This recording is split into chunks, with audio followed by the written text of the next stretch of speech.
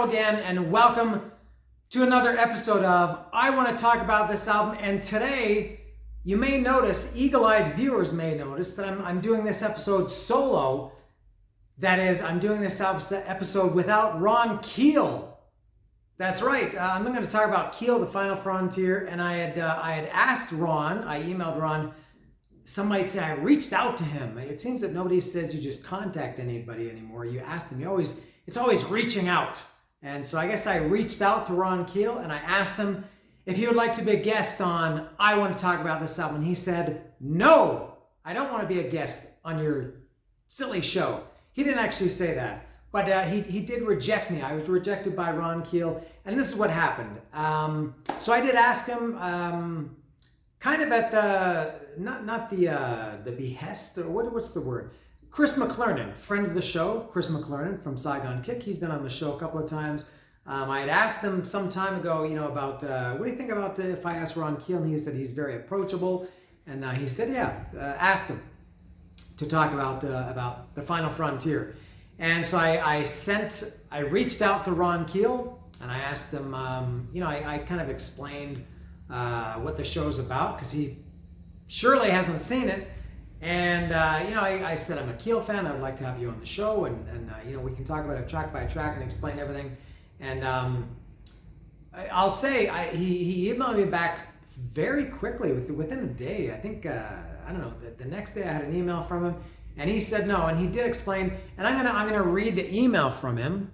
And I don't feel like I'm talking out of school or telling tales out of school. There's nothing scandalous about this, but I just want to explain why he said no. And I'll read, there's the email from Ron Keel. And he says, hi, and again, I'm only saying this just to explain everything. There's nothing, like I said, there's nothing scandalous about this. So he says, hi, Dan, thanks for reaching out. Thanks for reaching out and for the invitation. Nice. This is not for me. And then he explains why. This is not for me. Because I'm doing a similar feature for my all access members and then he gave me the link to his Patreon. I'm doing a similar feature for my all access members at blah, blah, blah, Patreon, where I take them through the various albums track by track, which is what I'm about to do. If I'm going to engage in a lengthy discussion of an old album, it's got to be exclusive content for fans that are paying subscribers. Other than special features for Patreon, I am 100% committed to promoting current products such as my new album Keel World, my company RFK Media, the radio station KRFK Radio, my radio show, my podcast, or upcoming movie releases, and other relevant topics. I thank you for your appreciation of the old stuff and encourage you to enjoy the current 2024 single from Keel, and it gives me a link to it. Cheers, all the best wishes, Ron Keel. So that's why Ron Keel didn't want to come and do this today. Otherwise, he wouldn't have been sitting right beside me, but he would have been on the screen right beside me. But he's not. But I did ask. Now I have to say, on the one hand, I think I don't care if he doesn't want to come, or if I ask anybody and they don't want to come. And I do hopefully have a couple or 3 guests, I think, coming up. This might be in the next few months, but I do have I do have some things in the hopper of some guests coming up, I hope.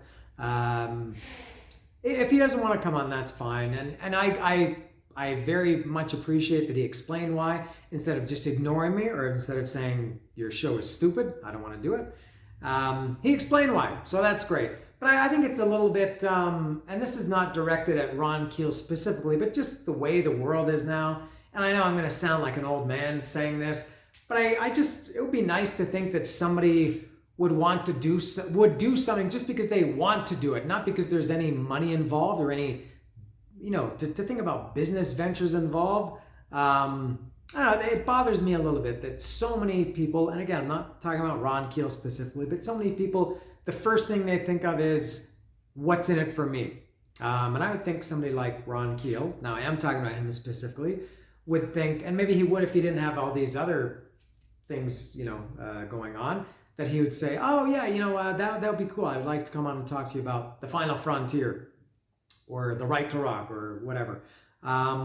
So yeah, that I don't take it personally, but I just think, like at what point do you get where you just do things just because you're being friendly or nice, or just you're interested, or just being human. It reminds me of two things. Somebody there's a guy whose YouTube channel that I watch occasionally, who told a story recently about him meeting Joey Belladonna. I think it was some years ago, and I guess he went up to say hello to him or to ask him for a picture, and somebody from Joey Belladonna's team intercepted him and said no pictures. And the reason was because Joey was about to do, or was doing in those days, was doing meet and greets for like $30 per person, and his handlers, I don't know if it was a bodyguard, I don't know if Joey Belladonna has a bodyguard, but somebody from Joey Belladonna's camp said, you can't meet him because that's not fair to other people who are paying $30 to meet him and take a picture with him. So no pictures. And I thought, that's kind of a stupid thing. It's not like he's at the place where he's doing these photo ops, or people are paying the $30, I guess. And then the other thing that it reminds me of, if anybody's a Sopranos fan, you remember there was an episode of Sopranos when Richie Aprile got out of jail, and he was going to meet Tony outside Satriali's, I think it was, and he sat down with Tony and he started talking to him, and then the topic changed to kind of like, I don't know, business or something like that. Tony stood up and walked away, and Richie was like, what's going on here? What's going on? I'm trying to talk to the guy, and he's walking away, and somebody explained to him, I think it was Silvio, or maybe Paulie, maybe Christopher, probably wouldn't have been Paulie. They said, it's okay if you talk to him, but you're not allowed to talk to him about business, and you're certainly not allowed to talk to him about business here. So it kind of reminds me of that. It would be, as I said, just nice to think that, and maybe Ron Keel maybe he's just being nice by telling me this, but like I also kind of think of it as, how much business is Ron Keel, are the people that are paying to watch Ron Keel's Patreon, I'm not sure what content he has. He said he goes through it track by track. Are the people that are watching that, I don't know how many there are they gonna, then see this content that I'm doing now with Ron Keel and say, oh, I'm paying for his Patreon, and now he's going to another channel and doing it for free. I can watch him for free. I'm wasting my money. I don't know if that would ever happen. And something that I did think about after I read this the second time, I don't know if he was suggesting, I don't think he was. He says, if I'm going to engage in a lengthy discussion of an old album, it's got to be exclusive content for fans that are paying subscribers. So I don't know if he was suggesting that he would do it, but then he would have to take the video and put it on his channel and offer it to his Patreon guests. I don't think so, but it's possible. But anyway, he's got his iron in a lot of fires, I guess. He's got new album Keel World, his company RFK Media, radio station KRFK Radio. And then he says, also my radio show, my podcast, our upcoming movie releases, plural, and other relevant topics. So that's a lot of stuff going on for Ron Keel. I wish I could have talked to him. I've always thought he seems like a nice guy. And but anyway, he's not here. But I will talk about Keel. And irregardless of Ron Keel snubbing me and rejecting me, it does not change the fact that I love this album, The Final Frontier. And I will finally hold it up here. And this is the second Keel album that I've talked about. I talked about The Right to Rock 6 months ago or something. So I don't need to get too much into my Keel history. I will say that I saw them at the Roxy in Hollywood in 1989, where they recorded the Larger Than Live album. It was the first side, I guess, was studio tracks, and the second half was taken from the Roxy show. That was in March 1989. A little bit of my Keel, and I was supposed to see them open for Metallica in 1986. That was canceled when I said I'm not going to talk about my Keel history, and here I am. That was postponed when Hetfield broke his arm skateboarding. It was postponed further after Cliff died. So that would have been my second time seeing Keel.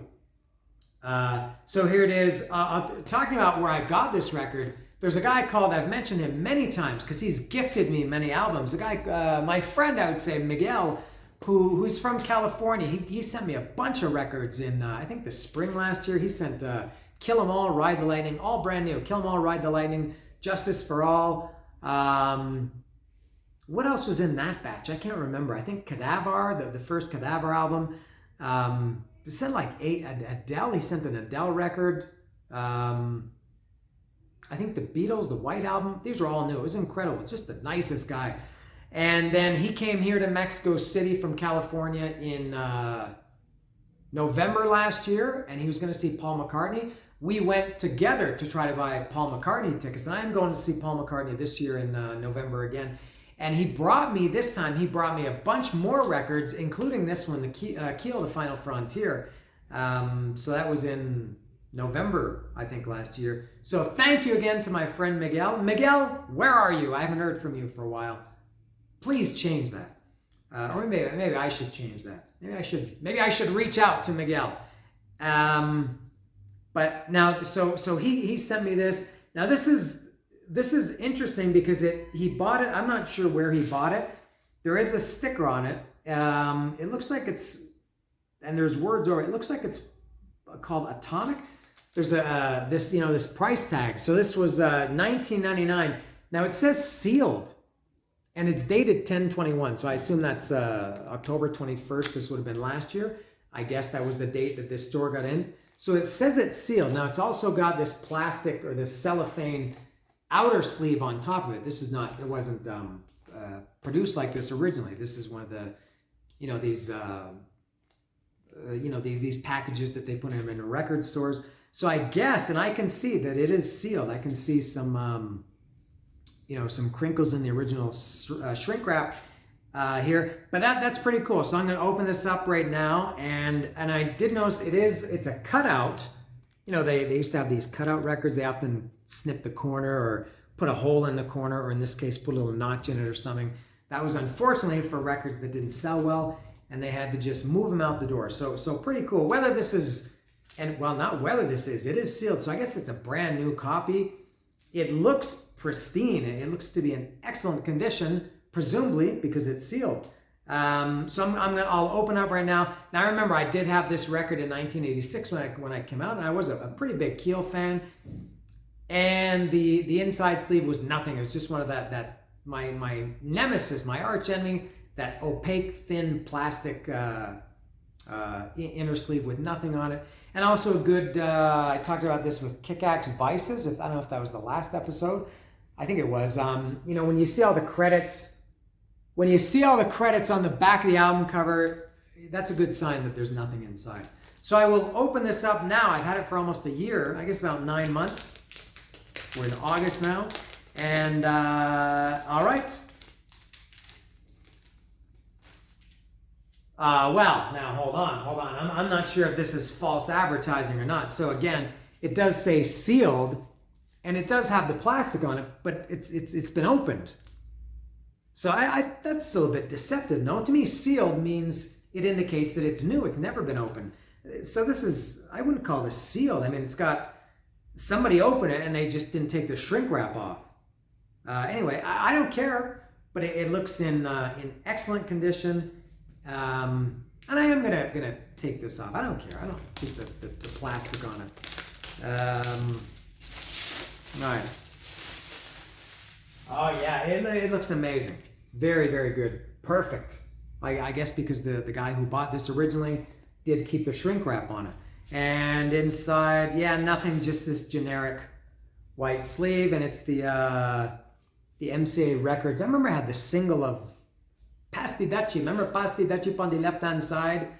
It was a cool and lonely Sunday afternoon. How do you feel when you got no food? That song, remember Pastidachi on the left-hand side? Musical Youth. They were on MCA Records. I had that record, and this one was too. And let me just check the record. Flawless. Yeah, this is essentially brand new. Thank you, Miguel, so much. I'm very, very happy to have this. And how about this album cover? Man, I always loved it. This is incredible album cover. Just so metallic. It's got the Flying V guitar. It's got the New York skyline. I'm not sure because Keel was not from New York, and I don't know what attachment there was to New York. But I just love that. I love the colors. I love the guitar. even the font and everything. It's very, very reminiscent, and maybe it was done by the same guy that did Winger, In the Heart of the Young. It looks like the same font, kind of the same, general style of it. I don't know who did this. Art direction and illustration, John Taylor Dismukes. That's a strange last name. Dismukes? Dismukes? So go and check and see if this guy, John Taylor Dismukes, also did Winger, In the Heart of the Young. I feel like he did. And this, now something else I remember about this album. It says, this was kind of, it's the final frontier in the title track, which I'm going to get to in a minute, in the track by track. It's about, space exploration. And this says, this album is dedicated to the astronauts of the Space Shuttle Challenger, the 28th of January, 1986. I think, I would hope everybody watching that remembers that. I remember that very, very well. That was, I have no idea what day of the week it was, but it was around 11 or 11:30 in the morning in Central Time. Eastern Time. I live in Central Time now. At the time, I lived in Toronto. And I was at my friend Pete's house, and we were watching, I don't know if we'd skipped school or we were home. Maybe we had a spare. You used to get these spare classes. And I remember this so well. We're watching Wheel of Fortune. Remember Pat Sajak and Vanna White and Wheel of Fortune? And we were watching that, and it was interrupted by the breaking news, which was actually breaking news at that time. Now everything is breaking news. But they said the space shuttle exploded, and they showed it. And I remember that very, very well. So that was January 28th, 86. So I don't know when this album came out, sometime after that, obviously. And again, I love this album. I love it. It's a great album. And why didn't, we always like to talk about why wasn't this band bigger, or this band should have been bigger. And you could maybe, which I think is kind of silly, but I think Keel is one of those bands, like you wonder why, because they really, they didn't, it's bad to say, but they didn't really go anywhere. They seemed like they had a lot of potential. They I guess kind of had the look. They weren't quite hair metal like Poison or Cinderella or, Britney Fox or something like that, or Guns N' Roses even, or Faster Pussycat. But, they had long hair, and they looked like rockers, and, they appealed, I guess, to metalheads, but also to girls. And they just didn't go anywhere. And it's kind of funny because they had quite catchy songs, I thought. They had a lot of heavy metal songs. I think The Right to Rock was a real heavy metal album. This one was a little bit more, and I do like this one better. This one was a little bit more maybe commercial. I think catchier songs here, a little bit less metal, although there are at least two real metal songs on this one. But I have my theory of why Keel, or why especially this album, because they opened for Bon Jovi too. I think it was on the album after this, the 1987, it was self-titled, or maybe, they opened for Bon Jovi, and they seem to be poised for I don't know about superstardom, but at least much more success than they did get. I have my theory, which I will get to when I go to the track by track, why Keel wasn't bigger. So going through this track by track now, the first song is the title track, The Final Frontier.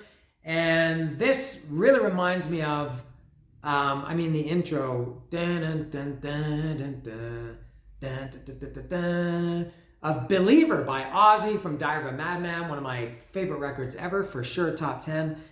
Go listen to Believer. The bass and the drums and that kind of pounding thing like that. Very, very reminiscent. The Final Frontier is of Believer. Final Frontier is an excellent song. A little bit strange opener. Back then, these bands used to open with a real, up-tempo, fast-paced rocker. Maybe something like Arm and a Leg or No Pain, No Gain or something like that. But I really like the Final Frontier. It's, as I said, about space exploration, kind of a little bit anthemic. We'll face our destiny out on the final frontier. God, what are the lyrics? And I never fully learned the lyrics since they were never included with this. We've watched the stars. We've watched the stars since time began. Fly to the moon and back again on metal wings. We'll always fly. I can't remember, but yeah, good song, The Final Frontier, the title track. Next is Rock and Roll Animal. This is also a good song. You know, I think I was kind of predisposed at this time when I was 15, 16, 17, 18. I can count higher, 19, 20, 21, 22, 23. I can go really, really high. I'm a great counter. Rock and Roll Animal, I was a little bit predisposed to not necessarily disliking songs that had rock or rock and roll in the title, but it was songs around this time. There were so many of them, I rolled my eyes a little bit at them. Didn't mean I didn't like them, but just, you know, it was a little bit cliche. I think Rock and Roll Animal is an excellent song. I'm a rock and roll animal. The music is my prey. I'm a rock and roll animal. Don't Get in My Way. Good song. Next is Because the Night. Now, here's part one of my theory of why why Keel. Oh, and I should mention Gene Simmons produced this album too.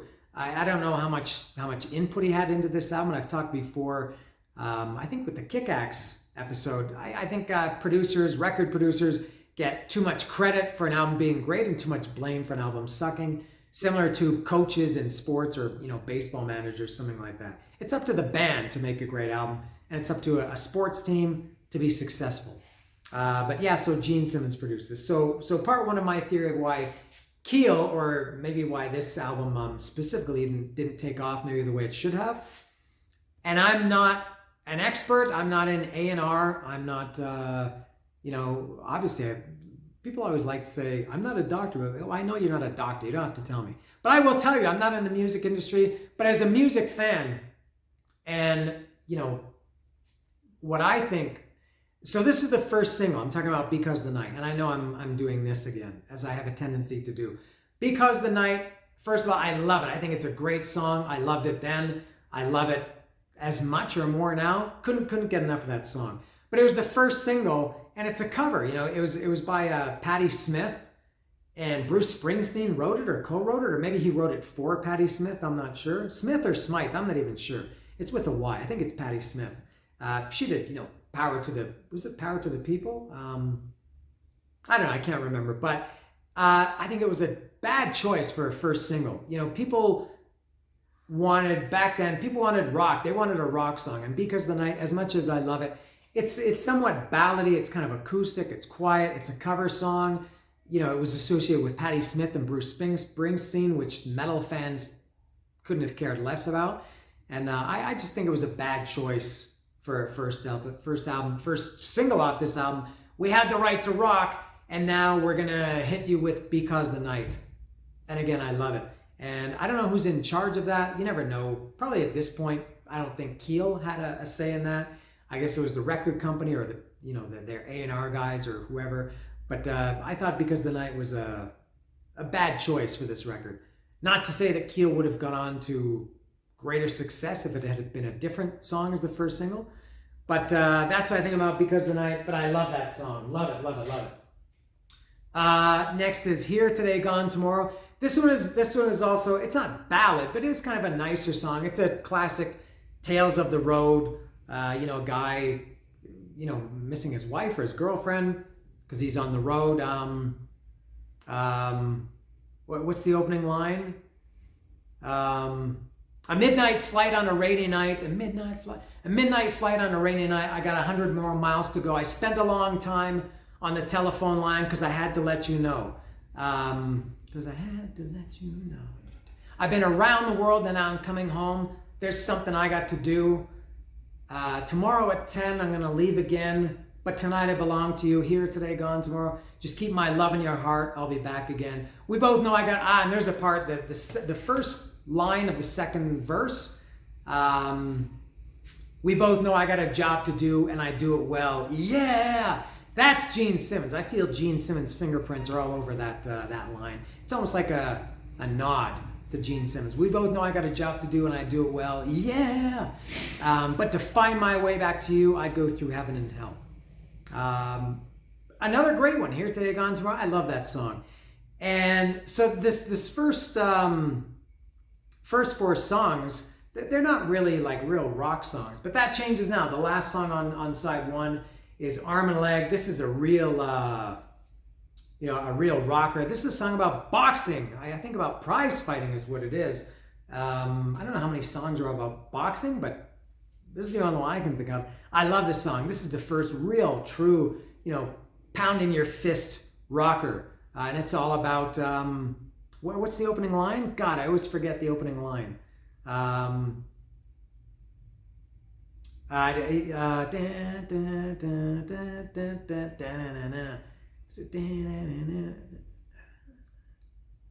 It's an arm and a leg, an arm and a leg. It's a promise and a threat. Take an arm and a leg, because that's all you're gonna get. In the next round, his opponent goes down, wielding fists of fury. I don't know, but I love Arm and a Leg too. And maybe that would have been a better single. I don't know. Again, who am I to say? But maybe something like Rock and Roll Animal. It's a real, anthemic rock song, Rock and Roll Animal. And maybe that would have been better than Because of the Night or Arm and a Leg. It's a real rocker. Side 2, the next song, the first song on side 2 is Raised on Rock. I love this song, man. This is probably my favorite song on the album. It's quite cheesy, which, as I've said before, sometimes there's nothing wrong with that. The best example for me is Kiss, All Night. Just the cheesiest crap you can imagine, but I can't say enough good things about All Night. I love it. And Raised on Rock, and again, it has rock in the title, which kind of, maybe at first glance turned me off, but I love Raised on Rock. Probably my favorite on this album. The one that I listen to the most, and it's got a couple of guest stars. Joan Jett is credited as playing rhythm guitar. It doesn't sound any different than Keel, but Joan Jett and Michael DeBar, I'm not sure how to pronounce his name, who also sang on Gene Simmons' 1978 record. He sang on Raised on Rock. Great. His vocals really, really add something. It's just a really good, fun, anthemic, again, rock song. Some people are born to lose and some are born to win.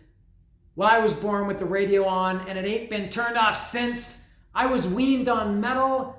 I was breastfed booze. I'm now vaccinated with rock and roll. I was immune to the blues because I was raised on rock. I was raised on rock. Michael Desbar, I guess it's Desbar, is just wailing on the background here. I dropped out of high school. I never needed to go. They couldn't teach me about rock and roll what I didn't already know. I never held down a job. I never had the time. Got no time. That's Michael Desbar. Desbar's backing vocals. You better live your own life, so don't tell me how I should live mine, because I was raised on rock. Love that song. That's my favorite. Next is Just Another Girl. This, I think, was it's maybe the most, maybe this could have been a single too. These are very catchy songs, a lot of them. Just Another Girl was, I think, a kind of a precursor, if that's the word, to the next album, which I also really like a lot. It's very, very close to this one in terms of my love for it. Just Another Girl was kind of an indication of how they would be, I think, on the next album. Very melodic. You think you've got the answers. Yeah, you say you think you've got the answers. You say you've seen it all in Midnight Queen, in a limousine, with lovers at your bedroom door. You think you've got it. I can't remember, but very, very catchy song. Love Just Another Girl. Next is Tears of Fire. Here's my second theory of why Keel, or why The Final Frontier, maybe wasn't as successful as it could have been. As far as I can remember, there were two singles from this album, Because of the Night and Tears of Fire. And I love them both, but Tears of Fire is, as I said, Because of the Night is more or less a ballad. Tears of Fire is no doubt a ballad. It's even a power ballad, I would say. And, maybe Keel should have had a real rock song instead of two ballads as singles or as videos. Great song, but just not, for metal fans at that time, maybe, a ballad would have been good as a third single or something.